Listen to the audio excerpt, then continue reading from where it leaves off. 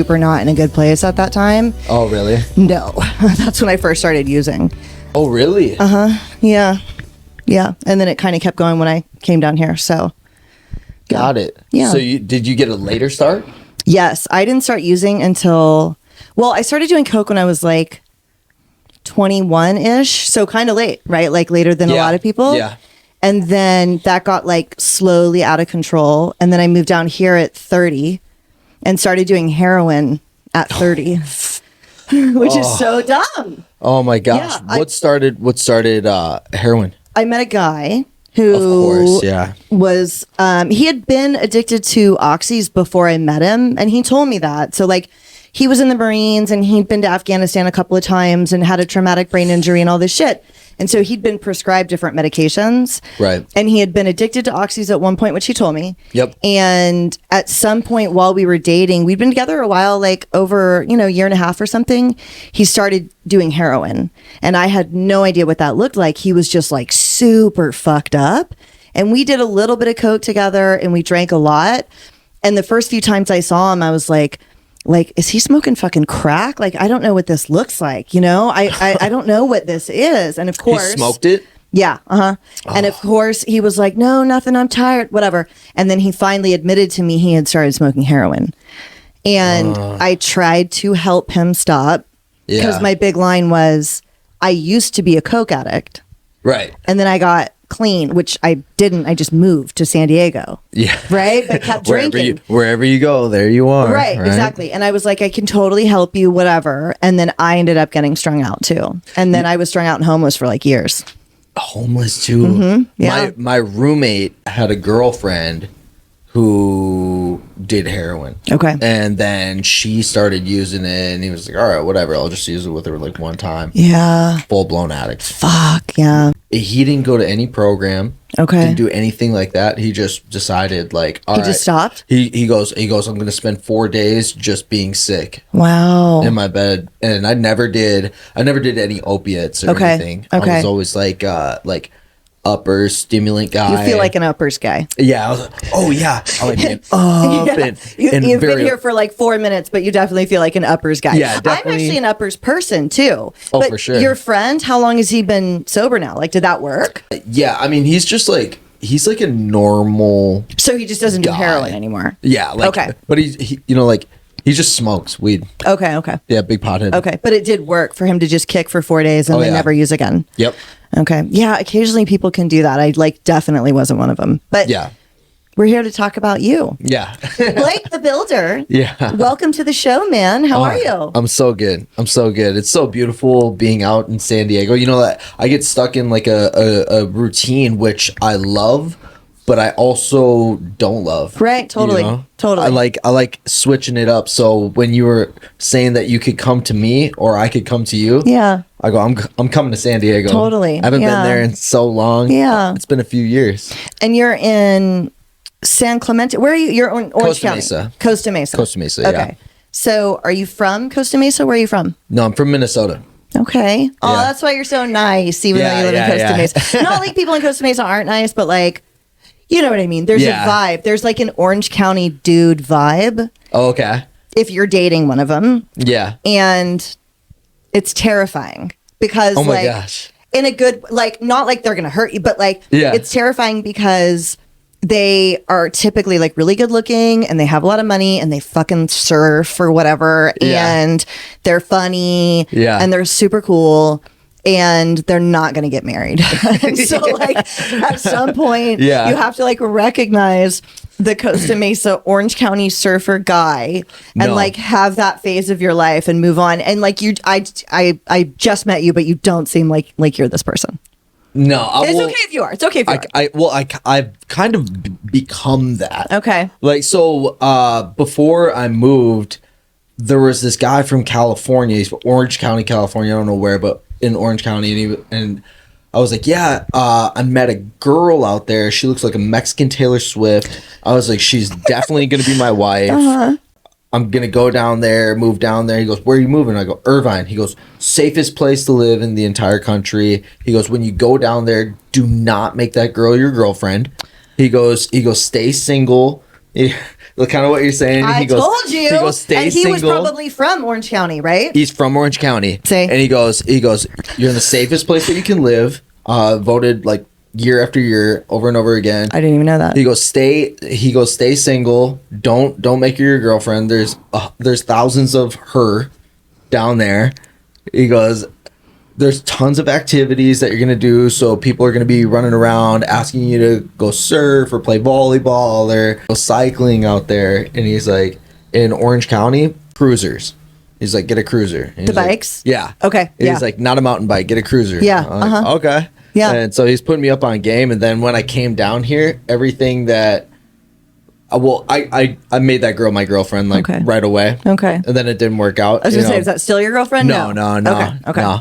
No. She went off to the military. Oh. Yeah. Okay. Yeah. Wow. And so I was like, okay, I'm pursuing this dream. Okay. Because I came out to California to turn pro. Right. Because they couldn't get me fights in Minnesota. I asked my manager after signing with them, I go, hey, what's going on? It's been like 4 months.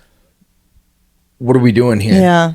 He goes, well, you're like the boogeyman. Nobody wants to take the fight against you. Because I was top ranked in the country. I was number 1 in the country for MMA, and I was top 5 in the country for boxing at the same wow. time. Yeah. Okay, so I want to talk about that. So you grew up in Minnesota. Yep.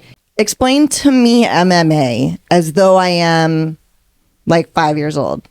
Or just a girl that doesn't know anything about it. Yeah. So MMA stands for mixed martial arts. Okay. So people that don't know that, they'll be like, oh my gosh, you fight UFC? But really what they mean is, do you fight MMA? Oh, okay. UFC is just a brand, right? Exactly. It's like me going up to them and being like, seeing people playing basketball at the local LA Fitness and be like, dude, no way. Is this the NBA? You play NBA? Okay, got it. They're like, what? Okay, that's actually a helpful clarification, because I thought the same thing. Right. When I looked at your Instagram, I was like, oh, UFC, Joe Rogan. I know that. Yeah. So, okay. He's the commentary for that. Right. Mixed martial arts is, it's the best of everything, because you get to bring wrestling, jiu-jitsu, karate, taekwondo, kickboxing, all of it, blended all up in your own special way. Okay. And bring it into that cage, and you can use all of it. Oh, okay. So in a single fight, you could put any one of those modalities to use. Exactly. So say you both are standing up and it's not going good for you. Okay. Well, you can take me down. Like a wrestler. Yeah. And maybe my ground game is not good. So stand up is where I want to keep it. Okay. You can take it to the ground. Okay. And when you take it to the ground, maybe you need a little bit of a break. So you can kind of you can't just be a sitting duck, but you can pause it for a little bit, push them against the cage, catch your breath for a second. So that's the way guys will do it. And in other modalities, there's rules. So like you could only do it in a certain way if it's wrestling. There's no standing up or doing whatever like the different things are. Yeah. Yeah. Pure wrestling. It's strikes and it's a point system. Okay. Different minutes per round. And wrestling, I think it's two 2-minute rounds, three rounds. Okay. Boxing, three 3-minute rounds for amateur. And then when you go pro, it's 4, 6, 8, 10, and 12. Okay. Yeah. What did you think of the Mike Tyson? What's the YouTube guy? Mike Tyson, Jake Paul. Yeah. Did you watch that fight? Oh, yeah, of course. Yeah, so, I even watched that. I watched that here. What did you think of that? I knew exactly what was going to happen. You did? Yeah. I was like kind of hoping Mike Tyson would win, though. Is there just no way? My husband, no. I think I just don't understand male athletics, right? Yeah. Because my husband was like, I didn't think it would make that much of a difference, the age, because Mike Tyson is fucking Mike Tyson. And I was like, no, bro, he's good. And my husband, Skyler, was like, it doesn't matter. No. Age is a really important factor. And I just didn't get how important that was. So you knew there was just no chance for Mike Tyson. So the people that I was training with this morning at 3 a.m, they trained Mike Tyson for the first time that they were going to go against each other. Like last year, a couple years ago. Okay. Until he got the ulcer. And then after he got the ulcer, the Tyson team fired everybody. Oh, okay. And so they got wind that they were getting rid of people, and so they fired themselves from the team. Okay. And I was actually there at the beginning of the camp when he was getting ready for Jake Paul, where like you saw him in person. No, I didn't. Oh, okay. But Mrs. Tyson reached out to one of the people that I trained with, Erica, and asked her, hey, would you be able to train Mike Tyson for this fight coming up again? Oh, wow. Okay. But I guess it was just a fiasco. It's a woman trainer?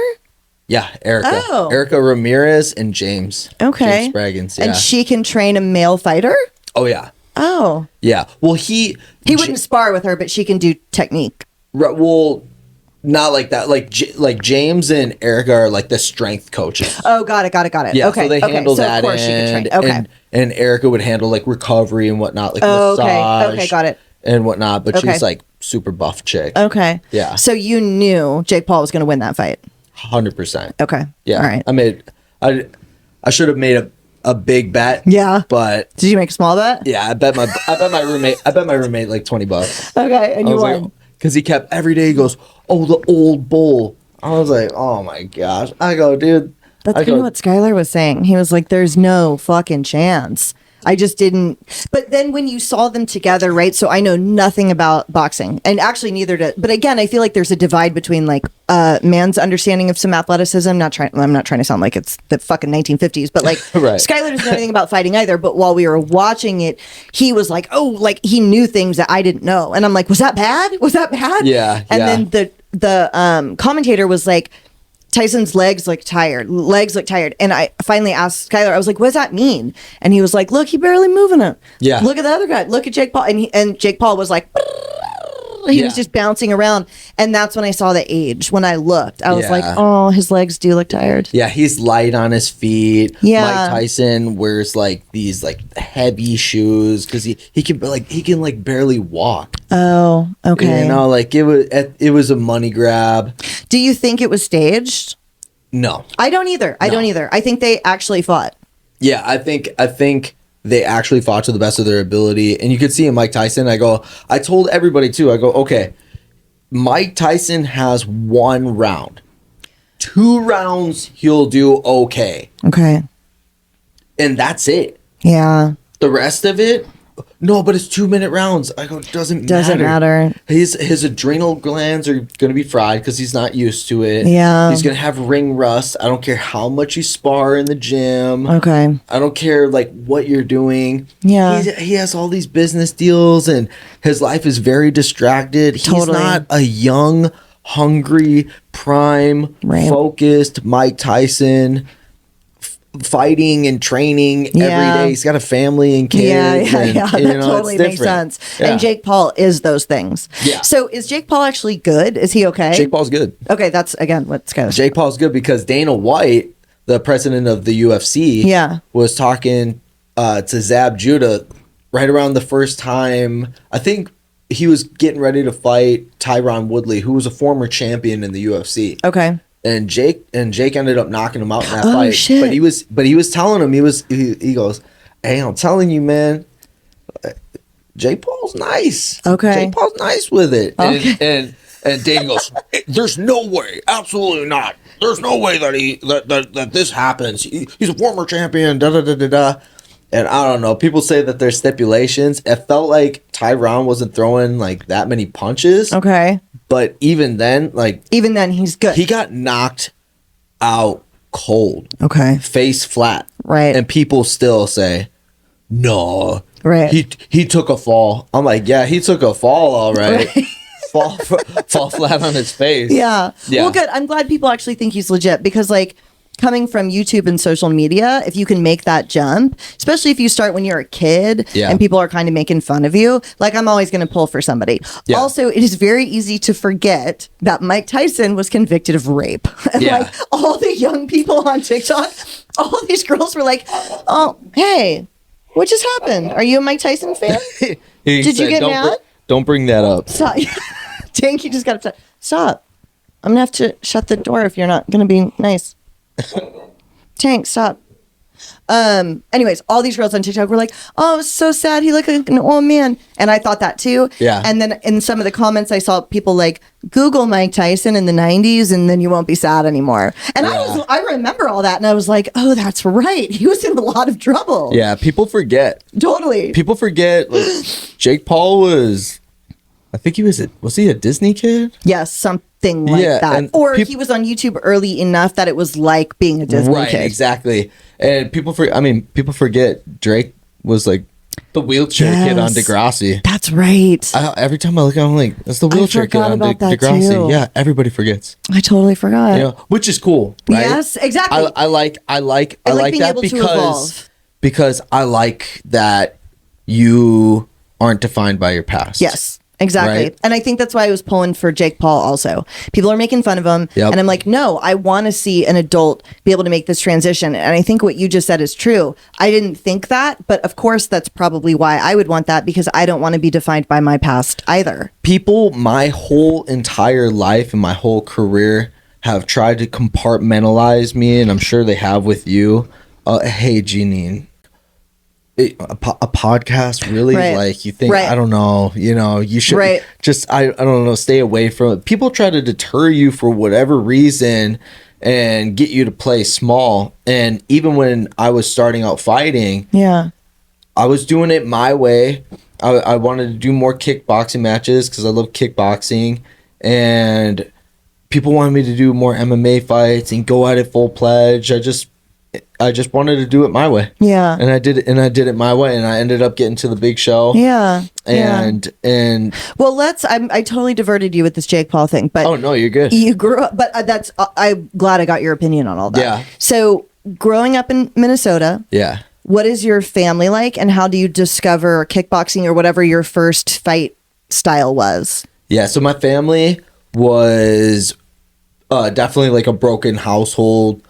Early on, when I was 5 or 6, one of my earliest childhood memories was my dad just tearing I lived in a trailer park till I was 7, and my dad was drunk in a drunken rage and just like hitting my mom, my brother, my older brother.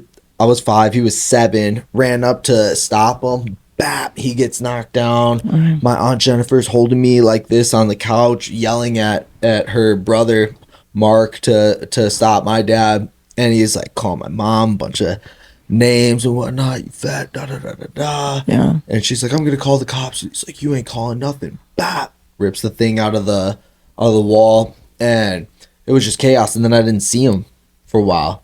Okay. And in that moment, because we've done so much reflection and looking back at our past, I realized in that moment I felt so scared, and so weak and so useless that I needed to grow up to be the biggest, baddest, strongest motherfucker that anybody's ever met in their life, and people are gonna feel my presence when I'm in a room. I said that like when I was in kindercare. Wow. Yeah, in kindercare, like going to go get toys. I had a Hulk Hogan and Macho Man Randy Savage, and I flexed my arm like theirs, but it didn't move. Oh.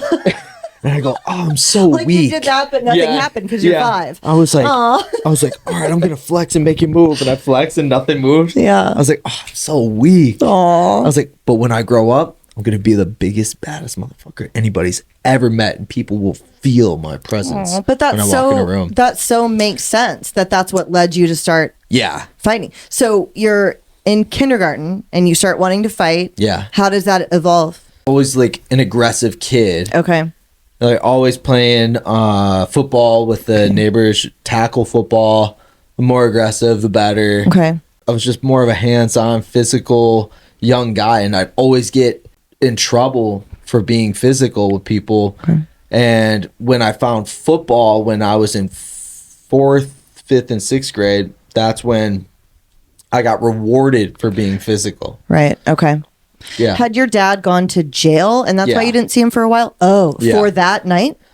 I don't know about that night. Of things. It was, I mean, if it wasn't going to be that night, it was going to be another night. Right. Okay. He's just spiritually sick. He just couldn't, he couldn't find a 12-step program or a therapist or or whatever to fix what was going on internally. Yeah.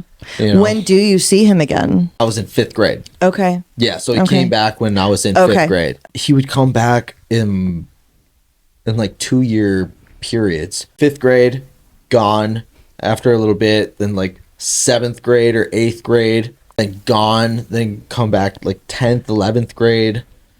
And was he going to jail or just doing the addict alcoholic, like bounce around, you're taking a job here and then you're leaving, or like a combination of both? It was a little bit of both. Okay. Yeah. Okay. And when he was back in 5th grade, I'm excited that my dad is going to be back in my life. Oh my gosh, yes. Finally, I'll have a dad. Mm-hmm. Like, I've been waiting for this moment. I'm like, my mom's too soft.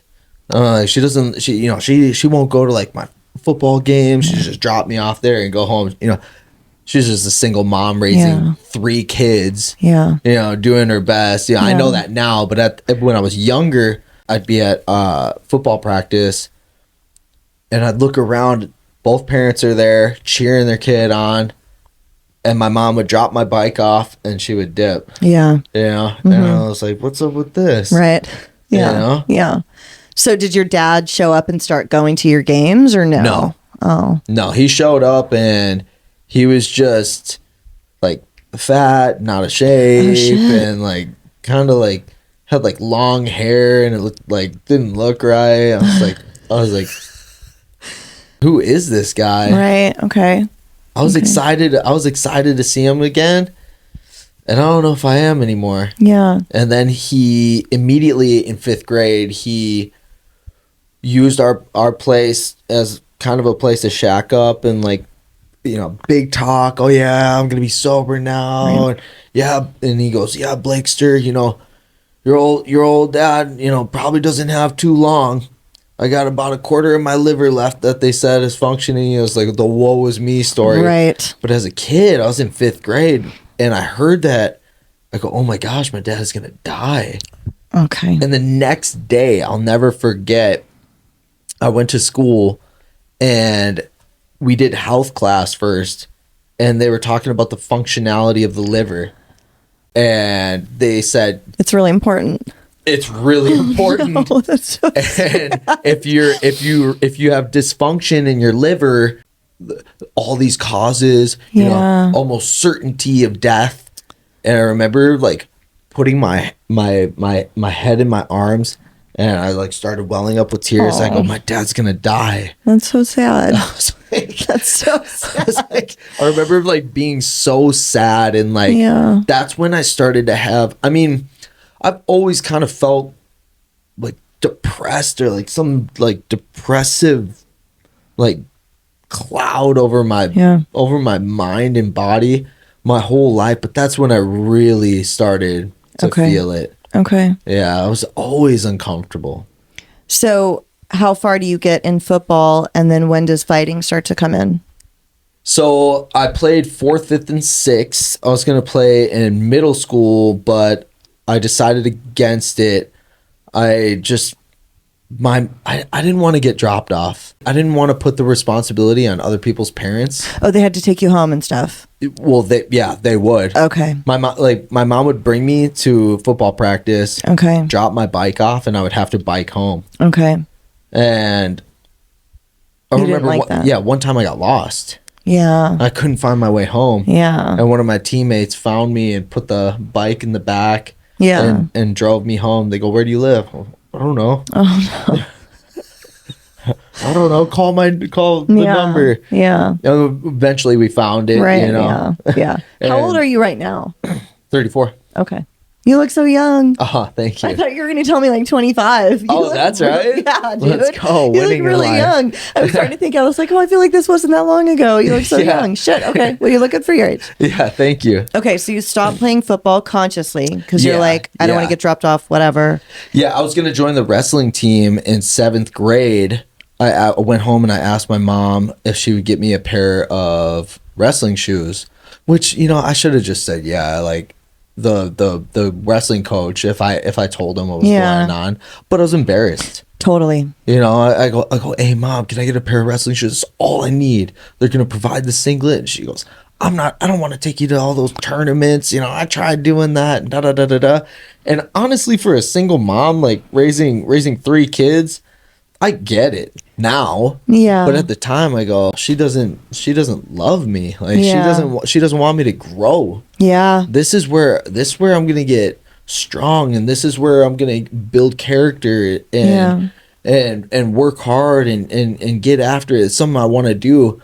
But we don't have the money for it. I can't afford it. I actually think about that a lot because I know sports they're expensive. Yeah. And like, I think about that. One of the reasons why, because I grew up well, right? And like all the things we wanted to do, we were able to do. Yeah. Like all the little league shit. Because you got to pay fees for that stuff, tournament fees, uniforms, like my cheerleading stuff. Like it was like a lot of stuff, right? Yeah. Especially if you end up on a traveling team because you're kind of good. Like it's money and it's time. Yeah. And as I've gotten older, one of the reasons why, especially when I was using, I never wanted to have kids is because of that. I was like, I won't be able to provide this stuff because I'm broke as shit. Yep. And I'm not going to be able to provide this stuff. Yeah, I wanted to play.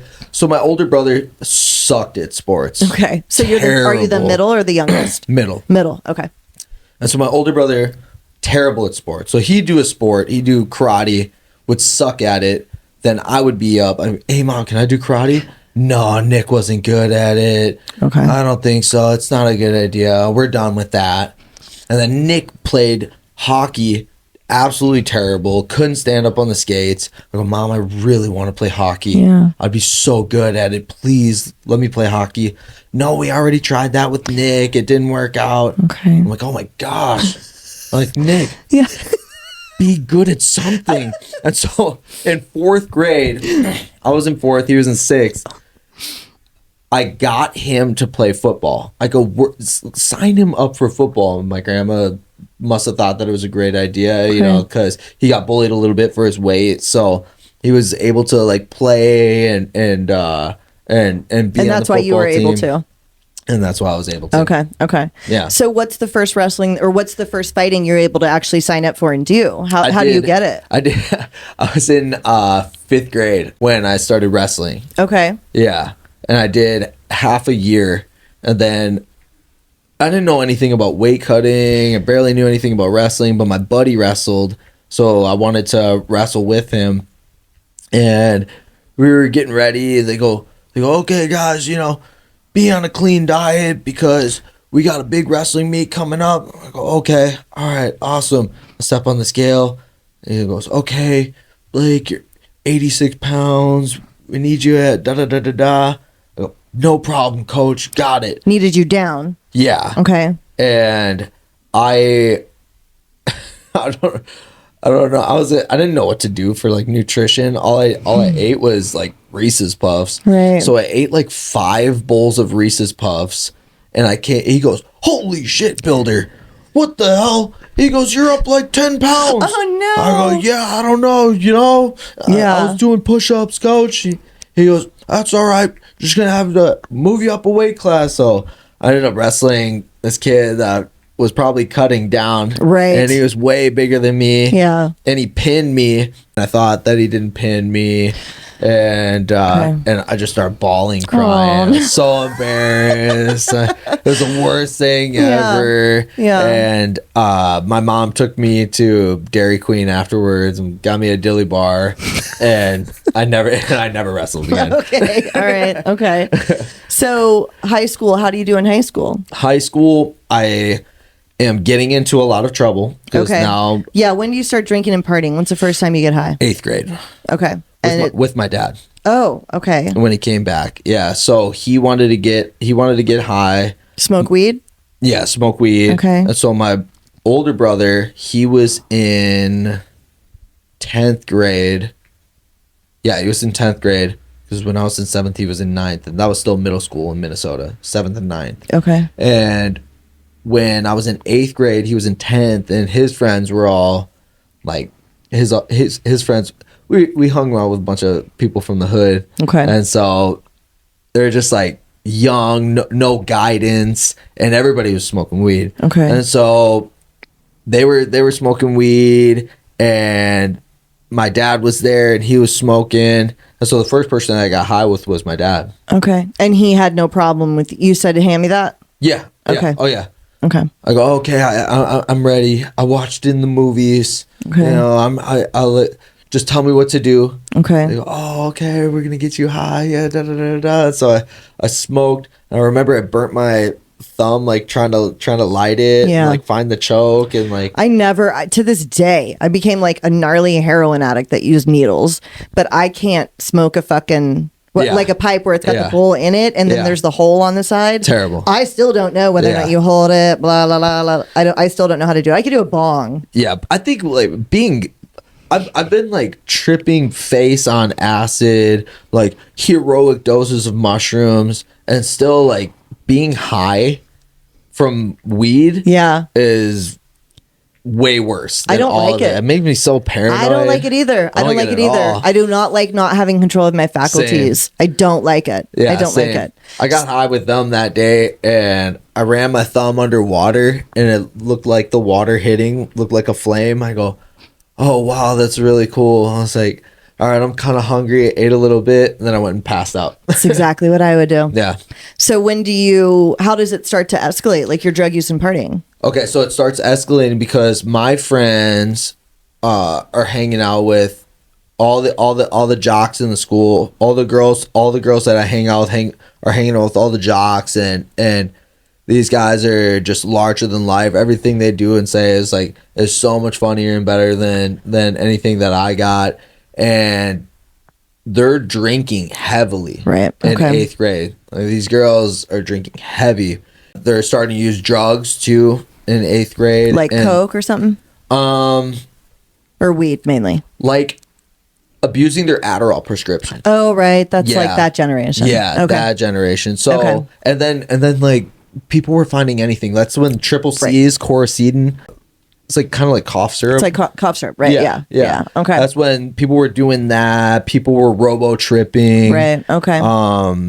And then they were doing caffeine pills. Oh, No dose. right. Yeah. Yeah. So I got drunk, and I remember my friend Angel. She goes, "Yeah, try this." I go, "Oh no, I don't like alcohol. It burns." She goes, "Oh no, it's called a screwdriver. You mix orange juice in with it, you can't even taste it." I go, "Yeah, right." She goes, "No, trust me, do it." And so I filled up a thing like this. We had like these big blue cups. They were like this big. I filled it halfway with vodka and halfway with orange juice, and I stirred it around. And I was like, "Oh, here we go," because I couldn't stand the taste. When I drank like Bacardi, I was like, ugh. I'm like, how can you guys drink this? Like, you guys are insane. But I drank it. I couldn't taste it at all. I go, oh, this is great. Right. And then I started drinking more. I go, yeah, I'm not feeling the effects. So I kept drinking it. And I was like chugging it fast. And I got really drunk. Suddenly you're fucking hammered. Drunk. I go, you know what? Oh my gosh. Tanya is over at Kelsey Udelhoffen's house. I was like, I'm going to go over there and confess my love for her right now. No. Let me get dressed up. And so my dad had came up and he goes, well, you guys keep it down. Da, da, da, da, da. You guys can't be drinking that. Da, da, da, da, da. I was like, who is this guy? I was like, no, you can't drink. You get out of control, but not me. Right. So I go and get ready for Tanya. I walk over there, confess my love. It's her and her friend and two other guys. Oh, so they're probably gosh. like, and like, I'm gonna be, hey, what's up? And she's like, you gotta go. My parents are gonna be home. I go, no, just come outside and talk to me real quick. Oh, no. And she's like, no, you gotta go right now. My parents are gonna be home any second. You can't be here. I go, oh, so you're just playing hard to get. Oh, okay, God. I see how it is. Oh, my God. And so I'm like hammered, drunk. I can picture all of this. Oh my gosh. And so as soon as I walk out, she's like, you gotta go. I was like, okay, I'll go once you give me a kiss. And she's like, no, you gotta go. And I was like, okay, right here. And she like looks up and her parents are like driving right there. I go, I'll catch you next time. And I was so proud of myself. I was like, you know what? Wow. I might not have gotten it, but at least I made the attempt. And so I got back home, hammered drunk. I think I puked all over the place. And I woke up the next day. I like blacked out. I woke up the next day. I was like, oh my gosh. Oh, my head hurts so bad. oh, I got to throw up on me. That was awesome. I was able to do the thing that I feared the most. I was able to like stick up to the guys that would always kind of give me crap, and then talk to the girl that I really liked. I go, man, I like this stuff. And so I remember, because that night everybody would come to my house, because my house was kind of like the place, the safe place where everybody could like go. I'd move like my friends in if they had trouble at their house. Yeah. And so it was a safe place, and we could like kind of like get away with anything that we wanted to. Yeah. And first time I drank, was then, and I got drunk. It wasn't even maybe like a week or two later that I had a suicide attempt. Oh. And you tried to kill yourself? Yeah. What happened? Literally nothing. Okay. Like my dad was in, and it was like, now that this guy's here, I can't do whatever I want. Okay. My mom's like trying to say, hey, I'm going to Dan's house. I'll see you in a little bit. She goes, oh no, you're not going anywhere. I go, so they would live together when he would come back. Yeah. They weren't split up. Oh, okay. Yeah. So well, they weren't together. She was just giving him a place to stay. Oh, all right. Okay. So we could have a father figure in our life. Okay. But he was more of just like. But it didn't really work. Yeah. Right. Okay. Got it. Like he was just some guy in the house. Yeah. Yeah. He didn't like. We like tried having that dynamic. Yeah. But it was weird. Yeah. Okay. It wasn't working. Okay. And so basically they just told me that I couldn't go to my friend's house. Okay. I go, I'll show you. And so I was committing suicide at them. Right. What did you how did you try to do it? I went upstairs, and I know because one of them was no-dose. Okay. So I took like 4 pills of no-dose, which is like a lot. Yeah. And I just started grabbing pills, and I counted 52 of them, which is actually kind of significant. There's 52 weeks in a year, right? Yeah. Yeah. So I don't know what's up with that. It's also a lot of pills, right? Yeah, that's a lot. No matter what it is. Yeah, 52 random ones. I just grab them, just start swallowing them. I go, they're gonna pay for treating me like this, and nobody cares. And I think I had threatened it a few times, but nothing, and my mom at the end was just like, all right, do it. Yeah. And then I went down, and I was at the kitchen table, and we had a TV there, and I watched like the opening. I remember I was like sitting down, I go, all right, I can't wait for it to kick in, and I sit down, I watch like the intro to Hey Arnold, and why do I know that show? Is that on Nickelodeon? Yeah. Oh my god, so good. Football head. Yeah. Oh my god, that just football head. That just completely like they say like core memory unlocked. Yeah. That just completely. Remember Hey Dude? Also, yes. Hey Dude was one of those shows. Yeah. And Rocket Power. Yeah. Yeah. You can't do that on television. Remember, they would be in the lockers. That was one of them. Clarissa Explains It All. Yeah, Clarissa Explains It All is good. Anyways, all right. Yeah. So you remember you watched the beginning of Hey Arnold. Beginning of Hey Arnold, like maybe a minute. Okay. And I was like, oh, I feel kind of weird. Oh my gosh, I feel sick. Oh no. I'm going to throw up. So I start throwing up, and I had my first encounter with God. And that's when I prayed to God for the first time. I didn't know who God was or anything like that. Instinctually, I just prayed. I go, God, I made a mistake. Okay. I was impulsive, and I don't think I actually want to die. I feel really sick right now. Please, if you have a purpose and a vision for my life, I will do whatever it is you want me to do. Please keep me alive. But I'm not going to tell anybody. Okay. Way too much ego and pride. Yeah. Oh no, there's no way I could tell them that I just did this. Yeah, okay. So I go, if I do die, then they'll know. Then all right, like I was supposed to die. Right, okay. But God, if you keep me alive, I'll do whatever you want.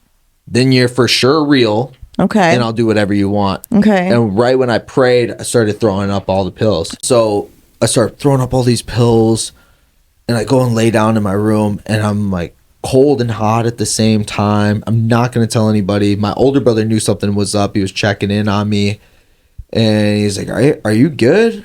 Yeah, I'm good. Are you sure? Yeah, I'm sure. I'm good. He goes, do you need anything? No, I'm good. Okay. I'm gonna come and check up on you in a little bit. All right. Remember, I stayed up all night because the no-dos. Oh, right. And I was listening to country music, which I cannot stand country music. I was like, listening to country music all night.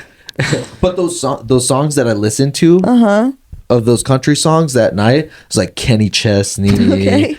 Tim McGraw maybe would have been big at that Tim time. Tim McGraw, Brad Paisley, get a little mud on the tires.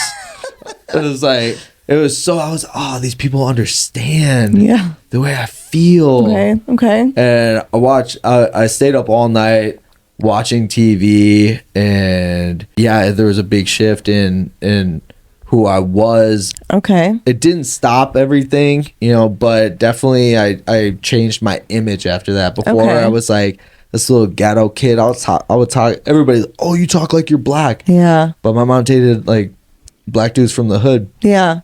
So, and they were like for real gangsters. Yeah. Which like wasn't a cool thing, right. Which I found out, because all of them. I'm sure you thought it was at the time. It was at the time, like when you see it portrayed in a movie or an image, but when your stepdad Boo is a Blackstone from the south side of Chicago over by Garfield Park, and he ends up doing 12 years in the Texas penitentiary on federal crimes. Yeah. They're like, yo, where's Boo? Yeah. He was just here. Yeah. Oh, he went on vacation. That's what your mom would say? Yeah. Okay. I was like, vacation? Where? Oh, he went to Texas. Yeah. Okay. All right, when's he coming back? She's like, it's going to be a while. I'm like, okay. All right. But it's so normal. You just move on. Like, all right, Right. Okay. All right, I don't even want to know. Okay. I would talk ghetto, I guess. Like, I don't know. Like, I was like, I just didn't know. And then after that, you changed? Yeah. What did that look like for you outwardly when you changed your mind that the suicide attempt happened and then all this? So what does that look like on the outside? You start dressing differently? Do you see what happens? Dressing differently. Okay. Dressing differently. Oh, okay. I got to reprogram my whole mindset. I can't be talking like this anymore. Okay.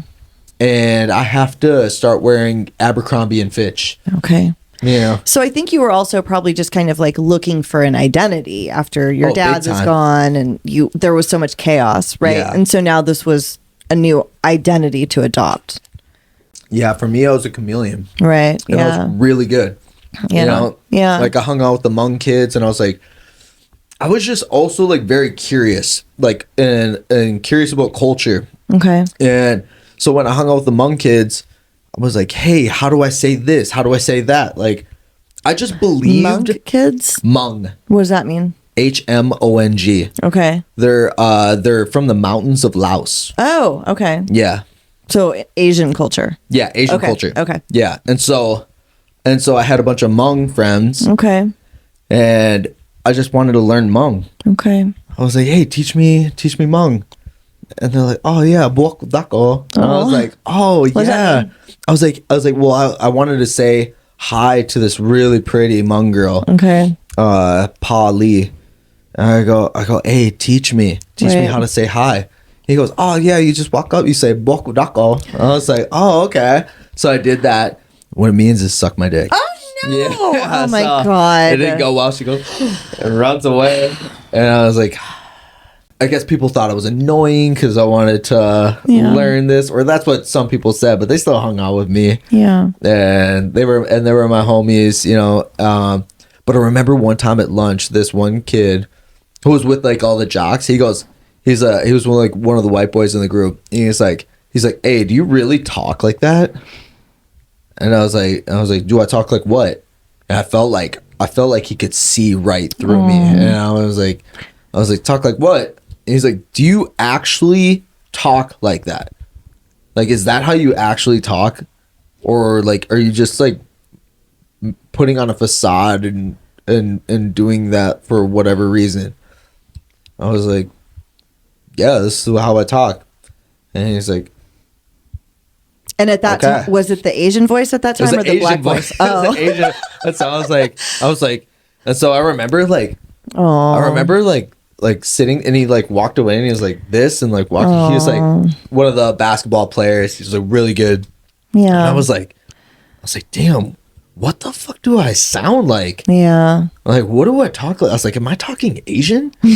I was like, am I talking black? Like, what do I talk like? Yeah. How do I talk? Yeah. I don't even know how to sound. Yeah. And so I was like, all right, I gotta not talk like them. So I was hanging out with them at the lunch table. I was like, all right, I gotta divert from this, and I gotta move on to the next thing, you know. But it was always just like trying to find my place wherever I was, and I was just confused. I didn't know. Yeah, totally. So what happens with partying and drinking and doing drugs, and how does this get to? So it keeps escalating. Like my buddy's older brother went to the U of M, and so we'd be at the U of M campus. And we're in ninth grade. Ninth grade for us was middle school still. Okay. And so we were going to college parties in middle school. Yeah. And like getting along. Like my buddies were selling weed, like and like being successful at it. Yeah. And so we would pull up all the weed. We'd have our own beer. We'd find his older brother would buy it for us, and we would just party, and we would do it on the weekends. And eventually it started catching up with me. I started getting underage drinking tickets, and then wanted to play football. And one of the coaches, like, I was at the first game, and this kid, he's a safety, and he just gets smashed by the running back. I was like, this guy's so weak. I was like, hey, coach, put me in the game. I was like, what is this guy doing? He goes, oh, Bilder, you're white jerseyed. I go, yeah. I know. I was like, just like, what does that mean? That's what I said. I was like, yeah, great, like, cool, like, put me in the game. He goes, no, you're white jersey. You're not gonna play. I go, then why am I doing all the two-a-days, and why am I even here? He goes, because we know that you got in trouble in the offseason. It was in the newspaper. He goes, you're not fooling us. I go, well, when am I gonna play? He goes, you're not gonna play this season. Oh. And one of the guys, John Bush, that I really looked up to, he goes, come on, man, look at these guys right here. 3 guys white jerseyed, and it's all the people that I would drink with and got caught up with at parties. And I was like, what's up with this white jersey? Okay. But it was basically them like putting a fucking dunce cap on you. Right. And be like, go sit in the corner. Right. Little guy. Yeah. And so when I found that out, I was like, man, I just wasted summertime going to all these two-a-days, getting ready for this. I was like, I'm just gonna watch you guys play. I was like, I'm fucking done. Fuck this. Okay. I was like, and fuck you guys. They're like making an embarrassment out of me. I didn't know what the white jersey meant. Yeah. You know, and it's like, oh, hey, look at these dumbasses over here that got caught up. So I couldn't do that. My buddy gets in a fight with this kid at school, and this kid beat the brakes off of him. It was like the most beautiful, like, work of art I've ever seen in my life. Like, he was sticking the jab nice, like parrying punches, going to the body, changing levels. It was unbelievable. And so I jumped that kid after he beat up my friend. Okay. I jumped that kid after he beat up my friend. Those 2 got suspended. I get away. When he came back, I go, hey, Manny, real quick. Hey, bro, I'm so sorry that I jumped you after you beat up my friend. I was like, but you beat up my friend so bad. I go, but I gotta say, that was the sickest thing I've ever seen in my entire life, bro. I'm here to say I'm sorry. And he goes, it's all right. I was like, really? He's like, yeah. I was like, hey, where'd you learn how to fight like that? He goes, I fight on the east side of St. Paul. I go, oh, no way. How long you been doing it? 6 months. Oh, no way. You learned how to fight like that in 6 months? Yeah. I was like, wow. You think maybe I could come with you? He's like, yeah, we'll see. He's like, you still smoking weed?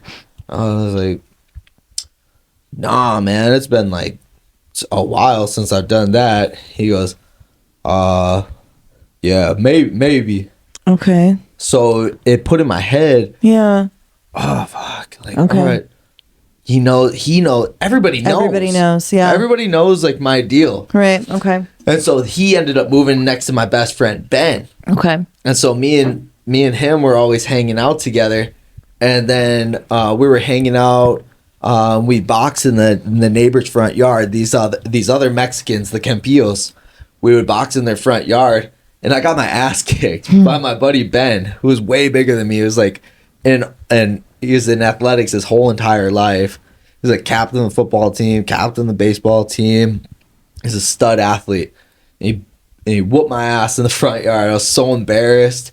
And I was like heartbroken all day. Like, oh my gosh. I just felt like an idiot. I just felt like I got so embarrassed. And that day, we were all hanging out. I was like, man, I want to learn how to box. And then Manny goes, hey, are you still smoking weed? I was like, nah, bro, it's been like months since that has happened. It's been like 4 days. Right, I was gonna say, okay, all right, okay. And he goes, all right, you ready to go to the boxing room? I was like, yes, finally. Okay. So I got the invite. Okay. And then me and him ended up being like the first ones there and the last ones to leave every single day. So did you have to pay for classes and lessons, or what does that mean when you go there? So we had to pay him. We had to pay a monthly fee, because Johnny Johnson, he's like, hey, we got to keep the lights on around here. But it was only like $50 a month. Okay. And was your mom willing to pay that for you, or No. You did it somehow? Oh, no, okay. I figured it out. Okay. How would you get money every month? So me and my friends worked at the Renaissance Festival. Oh, cool. Okay. Yeah, All right. and we like during the summers? Yeah. Okay. Yeah. And we ended up taking a bunch of money. Oh, okay. We were selling like the King's Cups and Queen's Cups, and we ended up like finagling them. But that's how I was able to like buy my first car. Okay. And then I would shovel driveways in the wintertime. Is it actual like structured lessons, or you just go there and they let you spar people and there's like old boxers in the gym that are giving you pointers, or is it like a real class? It was you go there and you just had to figure it out. Okay. And honestly, when I came in there, I was not welcome. Okay. They go like I walked in there and I'm with Manny. He goes, hey, you ready? He goes, hey, he's like, everybody's got a pretty intimidating look. He's like, so just be cool. I was like, oh, all right, yeah, be cool. And so I go in there, I'm just like kind of quiet, and the aura from everybody in there was just like unreal, unmatched, nothing I've ever seen or felt before. Yeah. And these guys had what I wanted. Okay. They had a look. They were slick. They were smooth with their words. They just had this aura about them, and I didn't have that, but I kind of did because I was in shape. I kept myself in really good physical shape, but these guys were like larger than life. Okay. But none of them liked me. Okay. Like the coach made fun of me. He's like, who the fuck is this faggot? Like they called me a faggot, called me gay, they told me get the fuck out. Yeah. Like it was not welcoming. Like it was not you had to earn everybody's respect there. Okay. And so for me, I wanted to earn that respect so bad. Okay. I was willing to do whatever it took, and I talked a lot of shit, and I wanted to be able to back it up. Right. Because I was always afraid. I was like, I don't want to get embarrassed in another street fight, So I kept going, and one day I wore like all green. I was like, oh, Packers. We were the Wolf Pack. Okay. Yeah, and the Wolf Pack was all green and white. Like your high school, you mean? Yeah, my high school. Yeah, it was a Park High School Wolf Pack. So I wear all green. I think I'm killing it with this fit, and everybody starts clowning me when I get to look at this little motherfucking leprechaun. Oh, no. Manny, who the fuck do you hang out with? Who is this? Oh, this dude's gay. This dude's a little Irish leprechaun. I was like, man, what the, and they're like, hey, you forgot your pot of gold. I was like, and I wasn't good at talking shit and bantering. I was like, yeah, I'm looking for the rainbow. And they go, oh man, hey man, you get your friend, man. Hey, come on, dog. Oh no. I was like, oh man. I was like, I'm an idiot. I was like, man, I'm not witty at all. I can't think on my feet. You start getting good at fighting though? Like what starts to happen? So Manny goes, hey, don't listen to anybody. Okay. He goes, I'm gonna teach you a few things every day. And he goes, and you just have to do that thing over and over and over again, and you'll get better. He's like, He goes, and just so you know, you're not going to see yourself get better. but everybody else around you will. But you'll be the last one to know. And this dude, like, Manny was in like the special needs classes, but he was smart. Yeah, okay. Just in a different way. Yeah. Like he was in the classes that my older brother was in. I was kind of in it too. I was in like SWAS, is like school within a school. What is that? Like it's just people that like learning just a little bit of a learning disability, okay. you know, just people that were falling a little bit behind the regular people. So I already felt like oh gosh, like I'm like, man, I'm behind. Like all these other people are better than me. You know, like I go to school within a school. You know, like what the fuck is that? You know, I was like, I don't want to be signed up for school within a school. I'm fucking retard. You know, and like gosh, we're like, all right, put a fucking helmet on me when I'm walking around, pretty much. You know, like what classes are you in? I'm like embarrassed to tell anybody. So he tells you he's going to teach you stuff and just keep doing it till you get better. You'll be the last one to notice.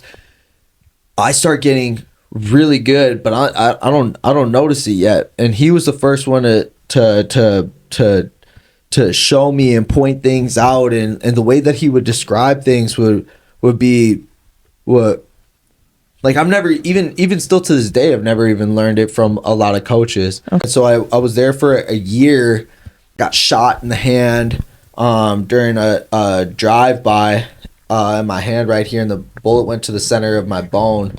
So there was no exit wound on the palm of my hand. Where did you get shot? I got shot right there. But like where in the world? What happened? It was like from outside. It was from outside. We were at a stoplight, and you just hear, pow. Who were they shooting at? I don't know. Oh. But it went by my buddy's neck and it hit my hand. Oh. And it was really ironic. Right here? Yeah. It was really ironic. See it right there?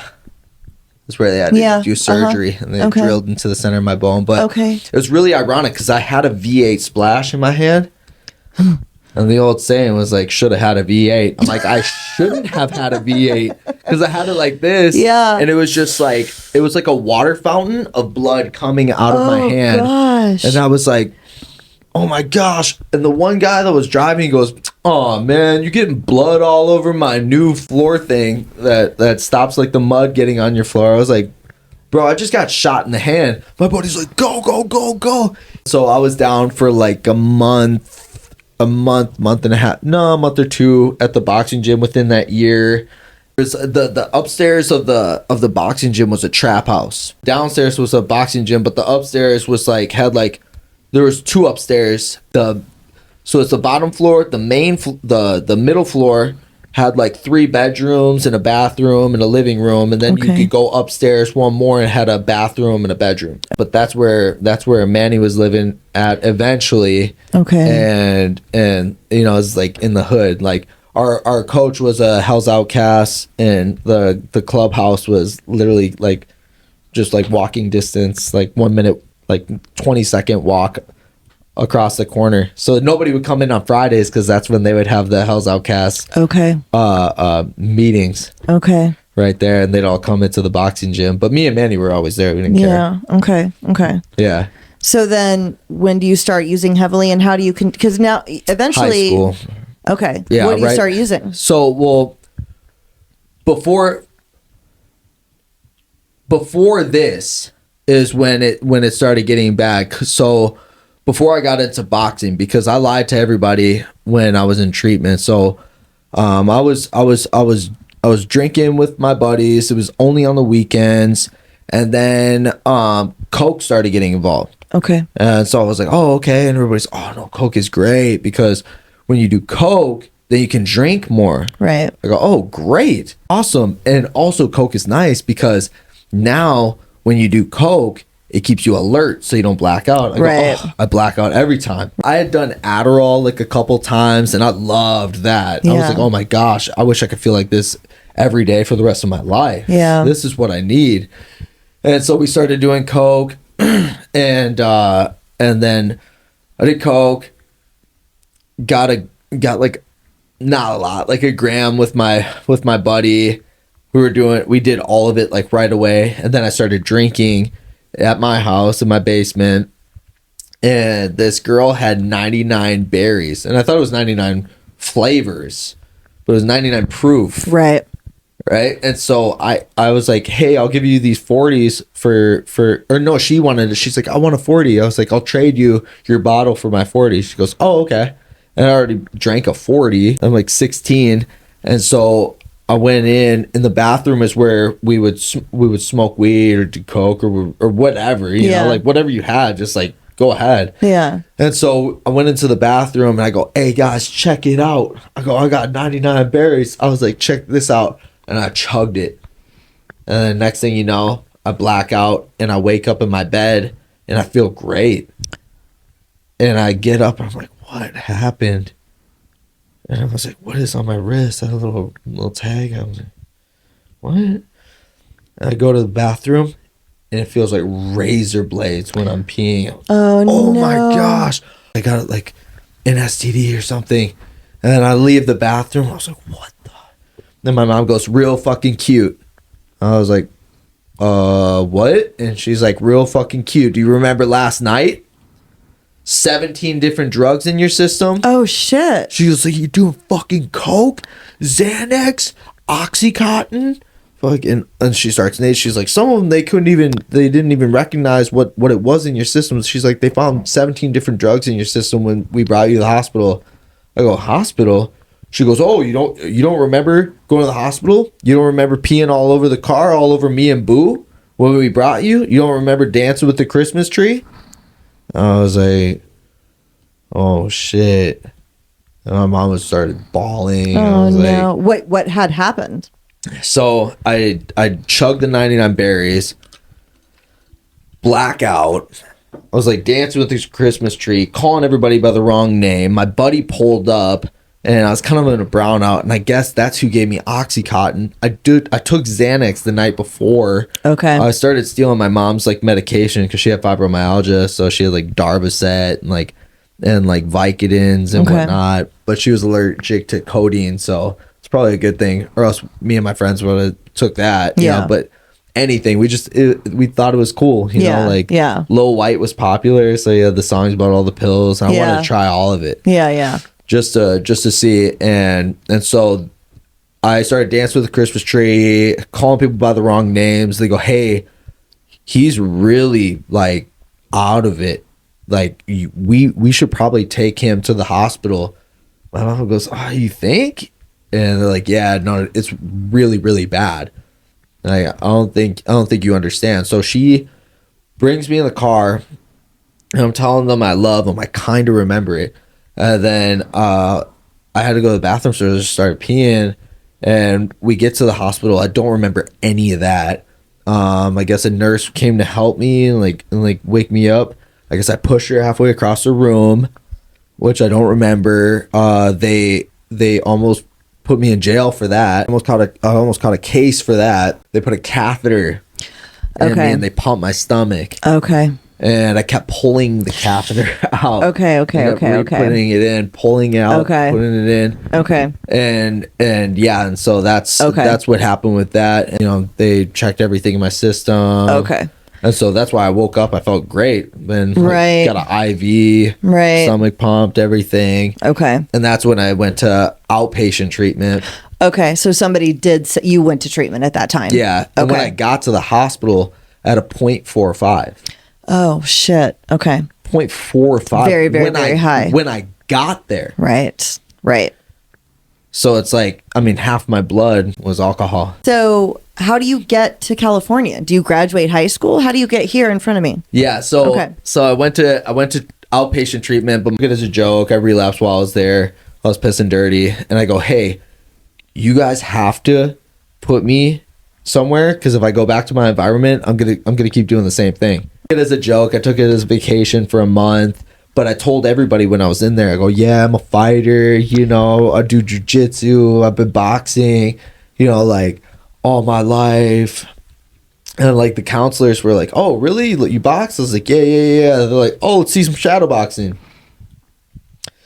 I was like, no, I don't feel it. No, just like, let me see the jab. Stick the jab. And it was like terrible. He goes, ooh, really bad. Because both of them were professional boxers. Okay. They had like 25 fights. And I remember being like, hey, can you show me some stuff? Yeah, I'll show you some stuff. And then I'd go and remind them, and they never showed me. Okay. And I was like, man. And when I was in there, it just felt like it felt like football all over again. I was like, man, I'm trying to do the right thing. I'm trying to get some help. This is the one thing that I really want, and I want to learn how to do. Yeah. And nobody will help me out with anything. Yeah. I feel like nobody gives a fuck about me. Yeah. Okay. I was like, I wish I would have fucking like gone through it with the suicide or with the overdose. Yeah.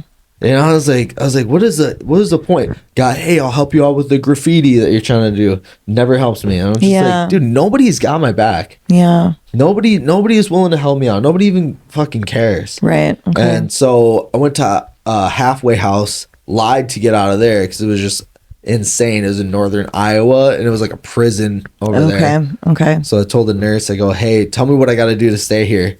As soon as she told me, I go, I ain't doing any of that shit. Manipulated my way out. Was sober for a little bit. Same environment. Went back to it. But when I was 20, I ran from the police because I knew if I got in trouble one more time that I would be done for. And I had just accepted Jesus Christ as my Lord and Savior from a random guy in the Mall of America 2 months before that. And I thought that like my life was good. Yeah. You okay. know? I was like, all right, I got this. I got this now. I'm a Christian. And then I ran from the police, broke this lady's like fence. So I had all these charges. So, and I was 20. So I was looking at like doing some time. They go, if you get in trouble one more time, Blake, you're probably going to go and do some jail time. And so there was a guy by the name of A.A. Ray that spoke there. And he told his story, and it was so profound. And it was the first time that I had eyes that could see and ears that can hear. Because I got in there and I go, God, speak to me. How do I started doing Bible roulette. Oh, right here. And I'd read it. Okay. And it wouldn't make any sense. And I was like, God, like, speak to me. Yeah. And they even asked, like, hey, who wants to go to this AA meeting? And I went to my room. And then I heard, like, the loudest whisper tell me to go to the meeting. Okay. And I denied it, like, 3 times. And then I couldn't sleep. So I went to the meeting. Okay. And that meeting was probably the best meeting still to this day that I've ever been to. Okay. All right. And that was when you were 20. 20. And that guy goes, hey, for the next 30 days, don't drink. And just see if your life gets better. Just go to, he's like, you got a job? I was like, just got a job. He's like, go to that job. And he's like, and when you get done with that job, he's like, go home and be with your family. He's like, can you work out? I was like, yeah, I got a team that I'm with. He's like, go train and do the best of your ability while you're training and be there and be present. I did that and my life started getting really good. And I would have bits of sobriety and then I'd get curious and go back out. But I was never like running a program. Okay. And so I started fighting more, started having some success, moved down to, I fell in love with this girl. It was like super codependent, super toxic relationship. And then, but she brought me to church. And so that was a beautiful experience. Now I start having like an experience with God, more personal, develop a personal relationship. She breaks up with me like 2 weeks after my family moves to Georgia. Okay. And so I'm still up in Minnesota. I stay up in Minnesota for like half a year longer. And then I moved down to Georgia. I'm training full time. Where in Georgia? Stockbridge. Okay. It's like 40 minutes south of Atlanta. Yeah, I know where it is. I'm from Peachtree City. Oh, really? Uh-huh. Yeah, so you do That's know. where I grew up. Yeah.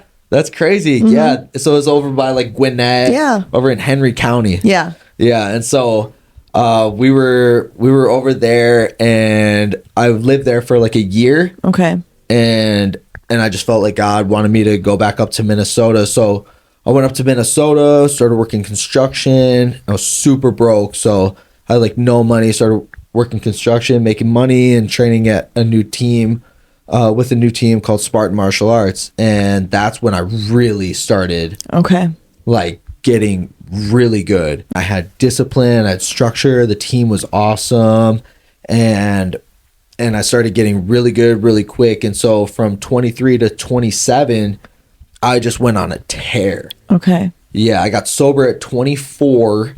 That's when I like did the program. Okay. I did like the 12 steps, and I started working that, and 24 to 27, I just went on a crazy run. I went 36-2 as an amateur. Wow. Okay. Yeah, and then I wanted to go pro, but my coach at the time kept holding me back. He goes, "No, one more fight."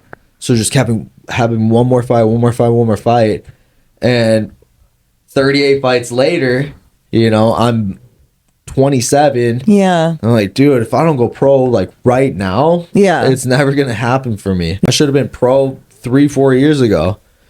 So I get a manager, and it's been like 2-3 months. I'm ready to go pro. Where's my pro debut? Hey, what's going on with this? And he goes, well, you're like the boogeyman. Nobody wants to fight you. Okay. Because I had. So wait, do you have 10 years sober? No. Oh, okay. All right. No. Okay. Yeah, I relapsed. Okay. I relapsed. Yeah. Okay. So I want to get there. Yeah. So I moved down to California and to a fighter house in Irvine. I was with like the highest level guys in the world. I was training with them for a year.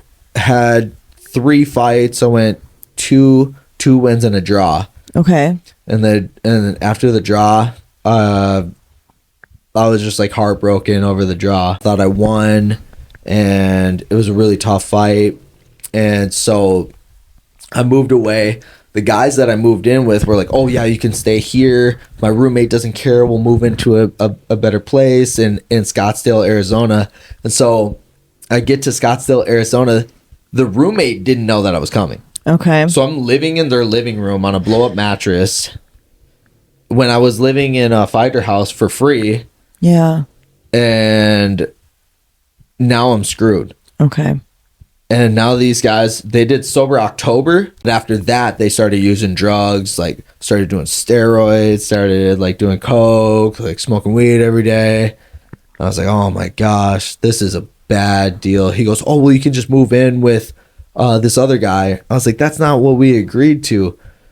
And I'm like, man, maybe I messed up a good thing. So I went back for Halloween 6 years ago. Yeah, 6 years ago. And me, Carlos Barza, and Ashley Evans Smith, and we ended up going out, and I was out here for like a week for around Halloween and met a bunch of people, saw my massage therapist the last day that I was here, and got worked on because it was right after my fight. And so I was telling them, I was like, yeah, I'm not happy there. They're doing drugs. It's just not a good fit. Like, these guys don't like me. I feel like I'm not welcomed. It's just a weird vibe.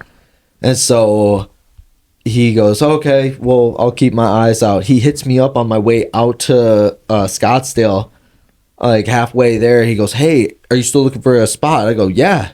He goes, well, I got a buddy that has a room for rent in the house in Costa Mesa. Really good price. I go, okay, yeah. Send me his number. Let me know.